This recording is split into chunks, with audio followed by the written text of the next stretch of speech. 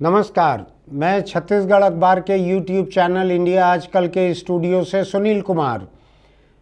जिस वक्त हम कैमरे के सामने बैठे हैं, इस वक्त छत्तीसगढ़ के 20 विधानसभा क्षेत्रों में मतदान चल रहा है। कोई बड़ी हिंसक घटना किसी नक्सल इलाके से भी नहीं आई है। एक छोटे से विस्फोटक से एक जवान के जख्मी होने की खबर सुबह जरूर है, लेकिन उससे ज़्यादा कुछ नहीं है। अच्छा है शांतिपूर्वक ये निपट जाए चुनाव। नक्सल इलाकों में कई तरह के असर देखने मिल रहे हैं इस मतदान के। आज जिन 20 सीटों पे मतदान चल रहा है उसके 11 बजे तक के आंकड़े हमारे पास में हैं, हम उन्हीं को आपके सामने पेश कर रहे हैं। इन आंकड़ों के मुताबिक अभी हम इसकी शुरुआत प्रदेश की लिस्ट में जो आखिरी सीट है बस्तर की कोंटा, वहाँ से हम शुरुआत कर रहे हैं, क्योंकि बस्तर को लेकर उत्सुकता अधिक है। दूसरा, बस्तर की सीटों में मतदान 1 घंटे पहले भी शुरू हुआ है कुछ सीटों में, कुछ या ज़्यादा सीटों में, इसलिए हम वहाँ से शुरू कर रहे हैं। वहाँ के आंकड़े कुछ अपडेटेड हैं। वोट 7 बजे से वहाँ डल रहे हैं। जो राजनांदगांव और कवर्धा इलाका है, यहाँ शायद 8 बजे से शुरू हुआ, 8 बजे से शुरू हुआ है मतदान। मेरे साथ हमारे राजनीतिक विश्लेषक शशांक तिवारी मौजूद हैं, वो इन आंकड़ों को बारीकी से देख रहे हैं अभी सुबह से। शशांक, अभी तक प्रदेश में 22% से ज़्यादा मतदान के आंकड़े हैं, 11 बजे के आंकड़े। हालांकि उसको अभी 1.25 घंटे से ज़्यादा हो चुका है इन आंकड़ों को आए हुए, ये शर्तिया आगे बढ़े होंगे, लेकिन हम 11 बजे तक के आंकड़ों पे बात करते हैं। प्रदेश में 22% का औसत मतदान अभी तक हुआ है, लेकिन मैं देख रहा हूँ आखिरी सीट 90 नंबर की कोंटा वो सीट है जहाँ से कवासी लखमा लड़ रहे हैं चुनाव, वो सीट है। उस सीट पर 11 बजे तक कुल 12.39% मतदान हुआ था, कुल 12.39। ये नक्सल इलाका है ये।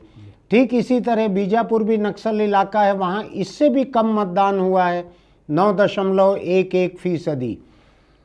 लेकिन बस्तर के कुछ दिलचस्प आंकड़े भी हैं।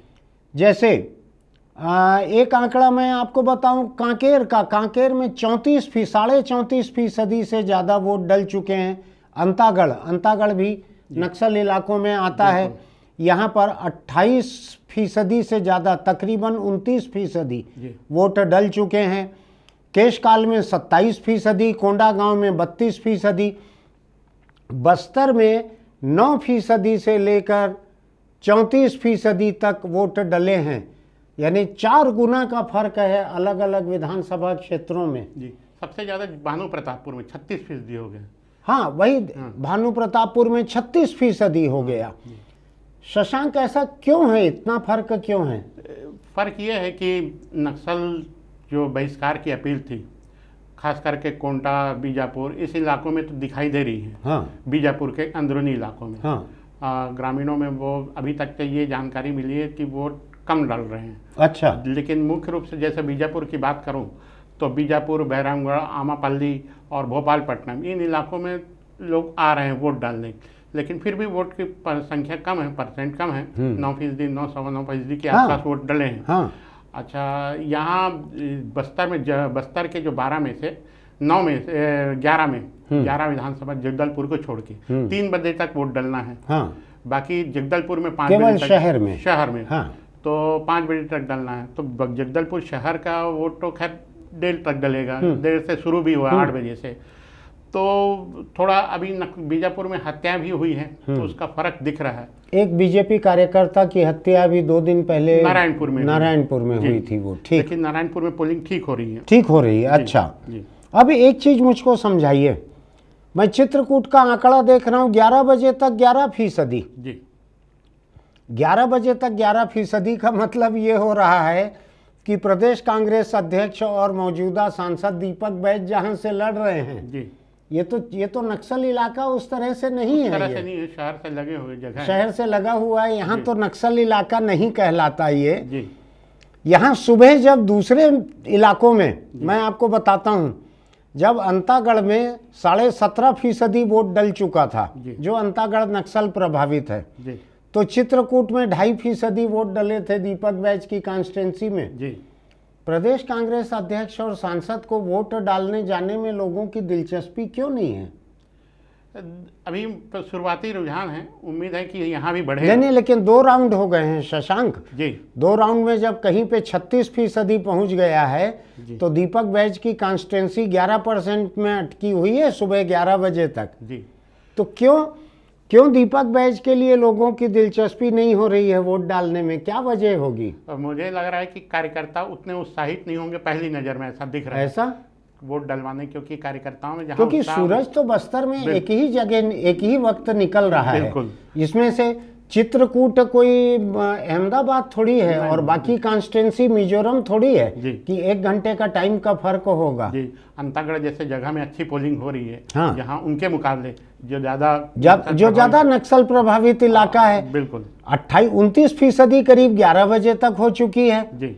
और मैं देख रहा हूं कि कहीं 29%, कहीं 36, कहीं 34.5, कहीं 27, कहीं 32 जी ऐसे वोट हैं। जी। लेकिन कुछ कॉन्स्टिट्यूंसी में एकदम ही 10, 11, 9, ये बड़ा अजीब है। और कोंटा ये तो कवासी लकमा का इलाका है, जी यहाँ पे कुल 12.39% वोट। जी। कोंटा में भी वैसा ही बात चर्चा हो रही थी, मेरी बात हो रही थी। कोंटा, छिंदगढ़ और सुकमा, इन इलाकों में तो ठीक, शहरी कस्बाई इलाकों में वोट तो ठीक डल रहे हैं। ग्रामीण इलाकों में लोग अभी निकले नहीं हैं। एक मुझको जो अफवाह सुनाई पड़ी थी, मैं अफवाहों पे ज़्यादा भरोसा तो करना नहीं चाहता, लेकिन आबकारी मंत्री कवासी लखमा का चुनाव क्षेत्र है कोंटा जी। यहाँ के बारे में मुझको पता लगा था कि यहाँ से, जी इस कॉन्स्टिट्यूंसी से जी भीतर जी दादा लोगों के लिए जी कुछ पैकेज भेजा गया था जी एक सरपंच के हाथों 3-4 दिन पहले। जी मुझको सरपंच का नाम भी बताया गया था। जी। मैं ज़्यादा बोलना नहीं चाहता, आप समझदार हैं, दर्शक और समझदार हैं, सभी समझ रहे होंगे। जी। उसके बाद तो थोड़ा सा प्रोटेक्शन मिलना चाहिए था, यहाँ पे नहीं हो पाया वो। इस तरह की चर्चा रहती है, खास करके संपन्न विधायकों के इलाकों में कि खासकर मंत्रियों और संपन्न विधायकों के इलाकों में, चाहे वो कांग्रेस के रहें चाहे भाजपा के रहें। जी। कम्युनिस्ट लोगों के लिए ऐसी चर्चा नहीं रहती जी। उनके पास पैसा नहीं रहता, गरीबों के पास। जी। ये बहुत पहले की याद है, इसी तरह की, इसी चुनाव का समय था। शरद चंद्र बिहार चुनाव कराने के लिए आए हुए थे, मतलब चुनाव की तैयारियों के बाद, चुनाव तैयारियों के पहले। और शरद चंद्र सक्सेना थे, शरद चंद्र बिहार चीफ सेक्रेटरी थे, डीजीपी थे शरद चंद्र सक्सेना। अच्छा। एक मीटिंग हो रही थी, यानी पूरा शरद ऋतु चल रही थी प्रदेश में। तो मीटिंग हो रही थी, तो नक्सल शुरुआती स्टेट था, फिर भी उस समय काफ़ी बढ़ चुका था। तो बात आई कि कैसे क्या हो, तो एक जूनियर पुलिस अफसर बोले सर यहाँ शांति रहेगी।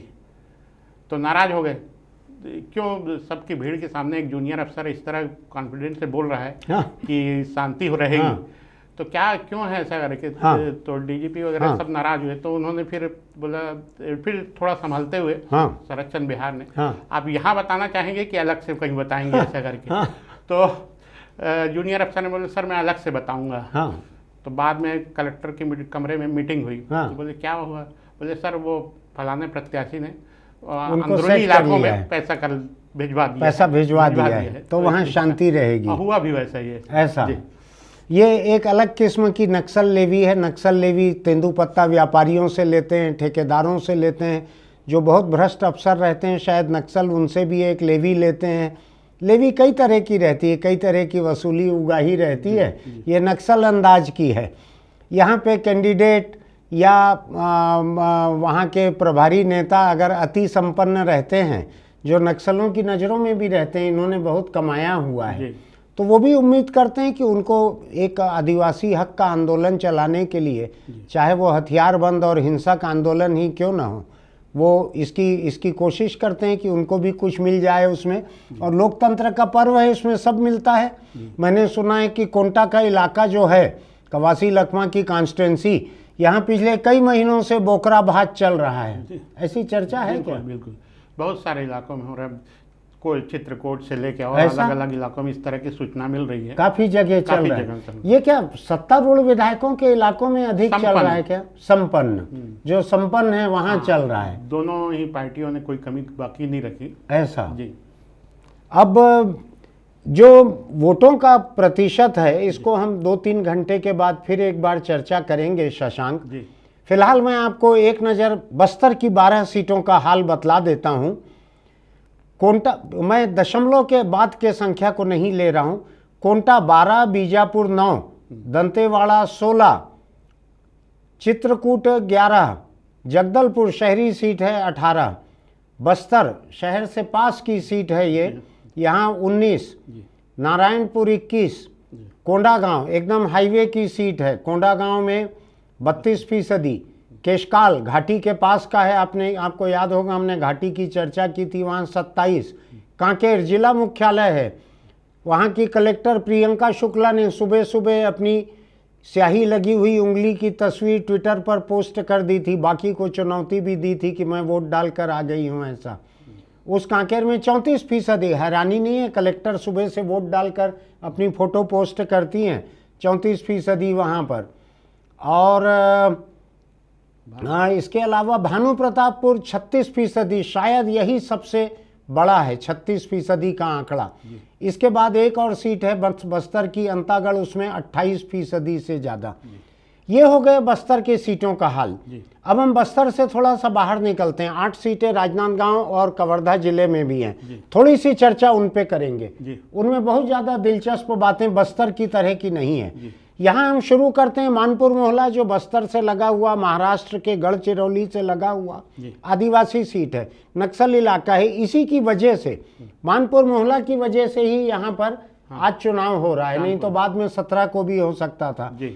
मानपुर मोहल्ला में 27% हो चुका है, पूरा जंगल का इलाका है, नक्सल इलाका है, घना जंगल है, दूर दूर बसे गांव हैं, 27% हो चुकी है 11 बजे तक।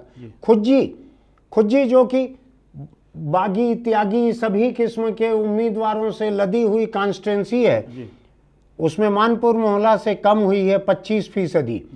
अभी मैं और दिलचस्प चीज़ों पे आऊँगा। डोंगरगांव जो है इसमें 18% हुई है, एक कॉन्स्टिट्यूंसी छोड़ रहा हूँ आखिरी के लिए।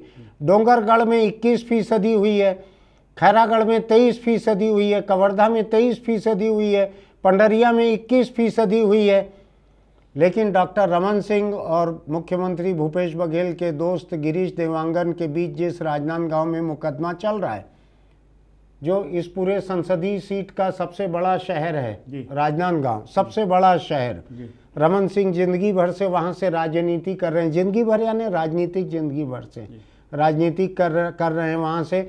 उस राजनांदगांव में कुल 14%, बस्तर की आधी सीटों पे इससे ज़्यादा पोलिंग हो चुकी है राजनांदगांव से ज़्यादा।